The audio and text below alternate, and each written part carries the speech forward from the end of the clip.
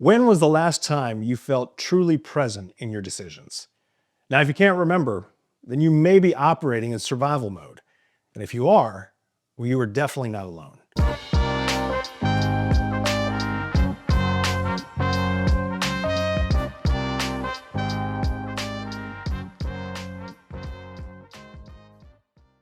Here's what I see happening all the time. Leaders, just like you, facing down an onslaught of change and uncertainty, all at the same time while they're having to manage the day-to-day of running their businesses and organizations. See, the information overload, well, this has them wondering constantly if they're falling behind, or if they're missing something important, or if they're not taking every step to ensure that everything they built doesn't fall apart. Now, this is an exhausting place to be, and you can't make the best decisions for you, your organization, and the people you serve, because decisions made in survival mode, well, these are driven by two primary characteristics: overwhelm and fear. So let's start with overwhelm. Now, as a leader, when you think about the amount of information that you're expected to make sense of on a daily basis, well, that can feel a lot like drinking from a fire hose.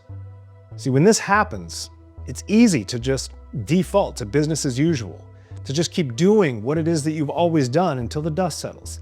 Now, this default to business as usual is what I call maintaining. And the problem with maintaining is that you're waiting for something or someone else to make sense of the chaos for you. And when you're just maintaining, you're not really leading, you're following. Then there's fear. See, decisions made in fear are about protection. With all the uncertainty around the economy, technology, and global security, the natural tendency is to batten down the hatches and protect what you built instead of taking it to the next level. And look, I get it. I'm definitely guilty of doing this too. So, as someone speaking from experience here, I can tell you that this is where fear-based decisions truly jeopardize your future, because your future, well, that requires a vision of what's possible for you and, more importantly, the people that you serve. But vision dies with fear, because all your actions are about preserving the past instead of creating the future. And when that happens, your goal becomes self-serving at the expense of serving your people. See, this reminds me of something my kids taught me when they were younger. They used to play Minecraft, and they always have to choose between two modes. Survival mode, where you're constantly gathering resources and defending against threats just to stay alive. Or creative mode, where you have unlimited resources and can build anything you can imagine. Now, in survival mode, you're reactive, you're scared, and you're limited. In creative mode, you're proactive, you're confident, and you're limitless. So then, how do you shift from survival mode to creative mode, where decisions are made with true vision and clarity and real confidence? Well, it's all in how you approach uncertainty. Now, I've already outlined the survival mode approach of protect and maintain. Now let's look at the alternative creative mode approach, which I like to call grow and transform. See, leaders who adopt a grow and transform mentality, well, they see change as an opportunity to learn, to shift, and to evolve their work. They understand that what they built is only as valuable as the impact it has on the people they serve. And because of that, they view every new piece of information, every new technology, they look at all of it through the lens of this much larger picture. You see, for them, it's not about protecting and maintaining what they built. Instead, it's about leveraging what they've built to grow and transform into something more. So with that in mind, here's how you implement this way of thinking right now. First, you respond to overwhelm with awareness. Now, this isn't just awareness of market conditions, policy decisions, and other emerging issues. Those are important, but they can easily lead to more overwhelm. What I'm talking about is a deeper kind of awareness that both recognizes the drivers of change and also the narratives behind them. Now, if you're a student of mine in the Foresight Academy, or you've been to one of my executive foresight development programs, then you'd recognize these narratives as the unseen forces driving and shaping our understanding of what's possible. And when you have this deeper kind of awareness, well, that's when you recognize these narratives for what they are. They're just stories. Stories that can be changed, and in some cases, completely rewritten. Next, you replace fear with curiosity. See, it's no longer about protecting what you've built, but about imagining where you could go from here. See, curious leaders are always asking themselves if there are protecting something that won't survive in the long term, or if they're clinging to approaches that worked yesterday but are limiting tomorrow's possibilities. You see, it's only then that they're able to root out their existing biases and operate beyond their current mental constraints. This is what creative mode actually looks like. It's where new discoveries are made and new opportunities are revealed. Do you see the difference?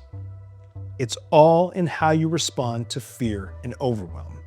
Do you retreat further into survival mode, or do you step back to gain perspective? Now, when you operate from awareness and curiosity, you're no longer just trying to survive disruption, you're actually shaping it. Here's what's fascinating. Leaders who develop this awareness, well, they don't just feel better, they perform better. They spot new revenue streams before the competitors notice the opportunity. They move away from declining markets before profits disappear. And they also attract higher quality clients and partners because they're not desperate. They make fewer costly mistakes because they're thinking 3 moves ahead of everybody else.